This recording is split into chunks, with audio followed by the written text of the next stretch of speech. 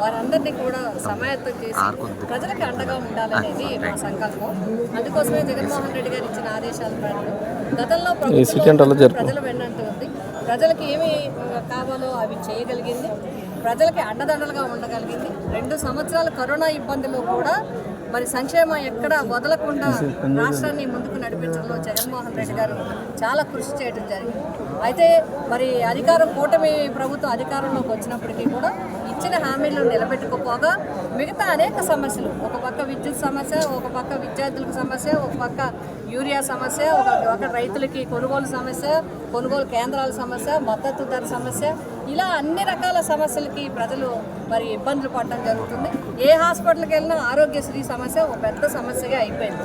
ఇలా ఈ పరిస్థితుల్లో ఒక కాలేజీకి వెళ్తే ఫీజు కడతారా లేదంటే తీసి ఇచ్చేయమంటారా అనే పరిస్థితి. ఒకవేళ పాస్ అయితే కూడా ఇప్పుడు చాలామంది విద్యార్థులు పాస్ అయితే మరి మా సర్టిఫికెట్లు ఇవ్వండి, మేము వేరే పై చదువులకు వెళ్ళాలి లేకపోతే ఉద్యోగానికి వెళ్ళాలంటే మీకు ఫీజు రియంబర్స్మెంట్ గవర్నమెంట్ నుంచి రాలేదు, అది కట్టమంటే విద్యార్థి తల్లిదండ్రులు ఇవ్వండి. ఇలా అనేక రకాల సమస్యలు ఉండటంతో పాటు చాలా చోట్ల రాష్ట్రంలో అదేవిధంగా మహిళల మీద అనేక దాడులు, చిన్నారుల మీద దాడులు జరుగుతూ ఉన్నాయి. మరి ఏమేమి పట్టించుకోరు. సూపర్ 6 అమల్లో కూడా ప్రభుత్వం ఫెయిల్ అవడం జరిగింది. ఇప్పటికీ 6 సిలిండర్లు ఇస్తామని చెప్పి 1 సిలిండర్తో ఆపేయడం జరిగింది. మొదటి 2024 జూన్ నుంచి ఇస్తానన్న పథకాలు 25 జూన్ అయిపోయిన తర్వాత ఇప్పుడు 1-2 పథకాలు ఇప్పుడు ఇవ్వడం జరిగింది. అది కూడా లబ్ధిదారుల సంఖ్యను తగ్గించేయటం జరిగింది. ఈ విధంగా ప్రజలు చాలా ఇబ్బందులు పడుతూ ఉన్నారు. అందుకోసమే వైఎస్ఆర్సీపీ సంస్థాగత నిర్మాణం పటిష్టంగా చేసి రాష్ట్రం వరకు కూడా చేసి ప్రజలు వెన్నట్టు ఉండాలి. అందులో భాగంగా పిఠాపురం నియోజకవర్గంలో వైఎస్ఆర్సీపీ కుటుంబం అంతా ఒక్క మాట మీద ఉంది. అందరూ కూడా ప్రజలకి ఏ సమస్య వచ్చినా కూడా సమాయత్తమై ప్రజల తరఫున పోరాటం చేయడం జరుగుతుంది ఈ ప్రభుత్వం మీద.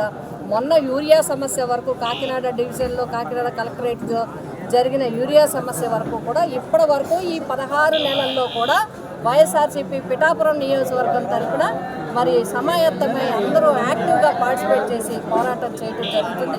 అదేవిధంగా ఈరోజు రాష్ట్ర ఎస్సీ సెల్ కార్యదర్శులుగా లోడ అప్పలరాజు గారు, అదేవిధంగా మరి చెట్టుబత్తుల నాని గారు కూడా మరి వారిని మేము నియమించాలని మేము కోరినప్పుడు జగన్మోహన్ రెడ్డి గారు అంగీకరించి వారికి అవకాశం ఇవ్వడం జరిగింది. మేము హృదయపూర్వకంగా వైఎస్ఆర్సీపీ కుటుంబం తరఫున జగన్ గారికి ధన్యవాదాలు. అదేవిధంగా ఇద్దరికీ కూడా హృదయపూర్వక శుభాకాంక్షలు చేస్తూ ఎల్లప్పుడూ కూడా వైఎస్ఆర్సీపీ అధికారమైన ప్రతిపక్షమైన ప్రజలు వెన్నట్టే ఉంటుంది. ప్రధానంగా హిందూపురం ఎమ్మెల్యే సిపి కుటుంబం తరఫున నా తరఫున మేము తీవ్రంగా బాలకృష్ణ గారి వ్యాఖ్యల్ని ఖండిస్తూ ఉన్నాము. అది ఒక పవిత్రమైన చట్టసభ, అది ఆ సభలో మాట్లాడాల్సిన విధంగా మాట్లాడలేదు. అంతేకాకుండా మాజీ ముఖ్యమంత్రి, ఒక ప్రజానాయకుడు, ప్రజాదరణ గల నాయకుడు కోసం ఈ విధంగా వ్యాఖ్యలు చేయడం, ఆ విధంగా భాష మాట్లాడటం అనేది చాలా దురదృష్టం. ఇటువంటి దురదృష్ట సంఘటనలు ఇక ముందు జరగకూడదు. ఇంకొకటి నేను ఈ సందర్భంగా గుర్తు చేస్తున్నాను, మీరు ఏదైతే పదం వాడుతున్నారో ఆ వ్యక్తే కదా ఎన్టీ రామారావు గారికి ఎవరూ చేయలేకపోయారు. ఎన్టీ రామారావు గారు విశ్వవిఖ్యాత నట సార్వభౌమే కాదు, రాజకీయాల్లో ఒక పేరు తెచ్చుకున్న ఒక మహా వ్యక్తికి ఇప్పుడు వరకు భారతరత్న ఇప్పించలేకపోయారు. కానీ జగన్మోహన్ రెడ్డి గారు ఒక జిల్లాకి ఎన్టీఆర్ జిల్లా అని పేరు పెట్టింది ఎవరు అంటే జగన్మోహన్ రెడ్డి గారు. జగన్మోహన్ రెడ్డి గారు అంత గౌరవం ఇచ్చారు. ఇందులో చిరంజీవి గారిని కూడా అవమానిస్తూ వెటకారంగా కూడా మాట్లాడడం జరిగింది. దీన్ని కూడా మేము ఖండిస్తూ ఉన్నాం, మేము తీవ్రంగా ఖండిస్తూ ఉన్నాం.